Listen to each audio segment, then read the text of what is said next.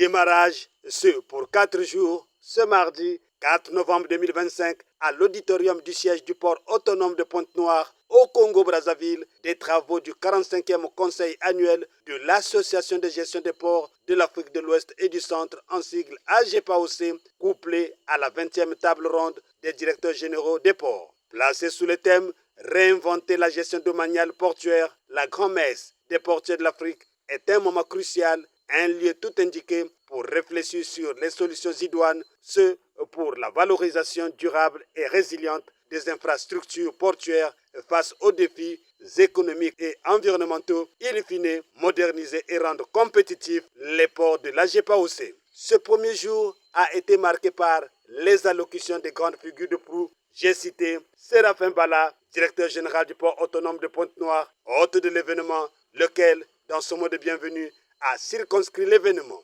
Martin Bogikouma, l'expert stratège de l'AGPAOC, lequel, après avoir peint et énoncé les tenants et aboutissants de la dite association, a annoncé les couleurs de la table ronde. Média Plus Océan vous propose les extraits phares des dites allocutions. Nous sommes dans l'enceinte du siège social du port autonome de Pointe-Noire. Vous souhaitez à vous tous la bienvenue en ces lieux. Alors je voudrais souhaiter la chaleureuse bienvenue à tous les clients venus de l'Angola, du Bénin, du Cameroun, du Cap-Vert, de la Côte d'Ivoire, du Gabon, de la Gambie, du Ghana, de la Guinée-Bissau, de la Guinée-Conakry, de la Guinée équatoriale, du Libéria, du Nigeria, de la République démocratique du Congo, du Sénégal et du Togo. À tous, un heureux séjour à Pointe-Noire, et donc je souhaite réussite aux travaux de notre table ronde.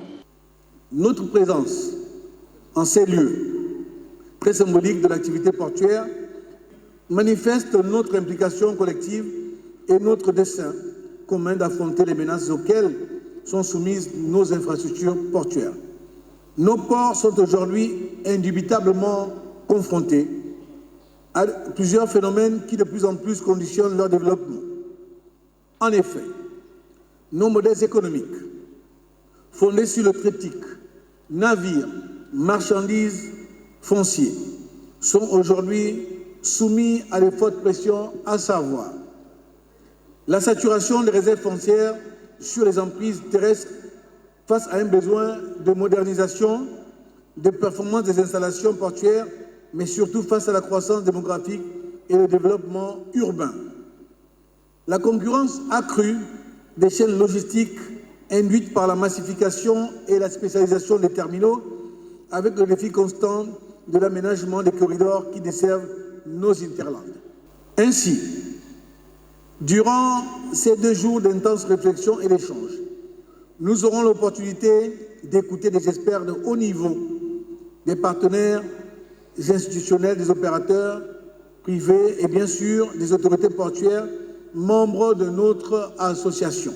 C'est pourquoi je formule le vœu que nos débats soient francs, constructifs et orientés vers des solutions partagées, car dans la solidarité, la coopération et l'innovation que nous pourrons bâtir nos ports africains modernes, performants, intégrés, résilients et pleinement engagés dans l'atteinte des objectifs du développement durable de notre continent.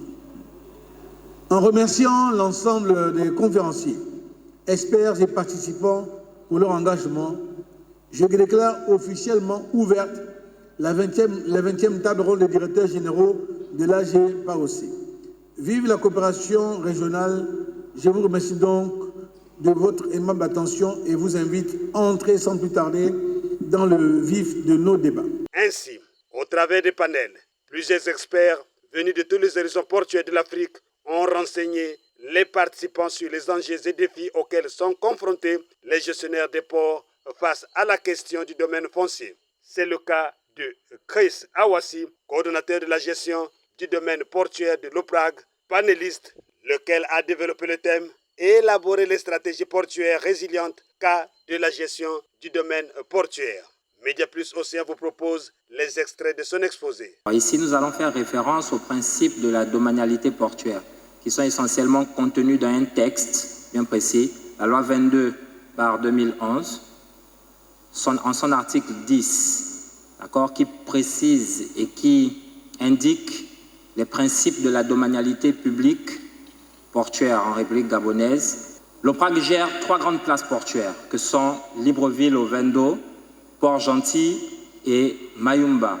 Alors, initialement, la superficie du domaine portuaire était de plus de 3000 hectares. Alors, il faut savoir que le domaine portuaire se trouve dans 2 grandes villes au Gabon, à Libreville au Vendo, donc dans le Grand Libreville, et à Port-Gentil. Les superficies agrégées de ces 2 domaines portuaires représentaient 3000 hectares, suivant le détail de 2600 hectares au niveau de Libreville au Vendo et de 400 hectares au niveau de Port-Gentil, à la création de l'OPRAG. Aujourd'hui, ces superficies ont beaucoup diminué, elles ont été totalement rognées. Environ 2/3 ont disparu pour une représentativité désormais de 1500 hectares. Donc 965 hectares au niveau de Libreville et 390 hectares à Port-Gentil. Alors, les difficultés liées à la gestion du domaine portuaire. Ici, nous allons aborder les raisons de la diminution des emprises du domaine portuaire. Déjà, la première, la création d'une commune dans le domaine portuaire. Alors, ce qu'il faut savoir, c'est que historiquement, Ovendo était dédié au développement des activités portuaires, à la création de l'OPRAG. L'OPRAG a été créé en 1974. Les communes telles qu'elles sont connues aujourd'hui au Gabon n'existaient pas. Elles sont apparues à partir de 1995. Et avec l'affectation des terres, un certain nombre d'espaces réaffectés à la commune d'Ovendo. Avec l'arrivée des villes dans la commune d'Ovendo, les communes de Port-Gentil, nous avons eu éventuellement l'arrivée des populations. Lorsqu'il y a centre d'état civil, il y a arrivé des populations. Ces populations ne connaissent pas forcément, au même titre que les administrations, notamment l'administration portuaire, quelles sont les délimitations véritables dans lesquelles se trouve le domaine portuaire et peuvent être amenés des fois à s'installer dans les limites des dits domaines, créant souvent quelques petites problématiques, notamment dans le fonctionnement du port. Je suis le docteur Dominique Candide Fabrice Koumouboulas, directeur général du Conseil congolais des chargeurs, EPIC, mais a été créé le 23 février 2000. Mais cette création, c'était beaucoup plus pour rejoindre la famille des conseils des chargeurs membres de l'UCCA. Cette création, c'était beaucoup plus pour être en phase avec les recommandations de la Conférence des Nations Unies sur le commerce et le développement, la CUNCED, qui avait recommandé à tous les États africains, lors de sa 2e conférence tenue à New Delhi en Inde en 1968, recommandé de créer les conseils des chargeurs, mais qui devaient constituer le contrepoids entre les pays du Nord et les pays du Sud, notamment sur les échanges maritimes internationaux, à la création. Et parce que le constat qui avait été fait à l'époque,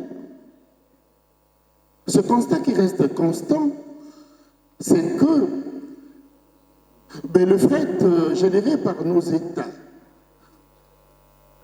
les marchandises, les cargaisons achetées par nos chargeurs au pays d'approvisionnement étaient toujours transportés par les armements des pays du Nord.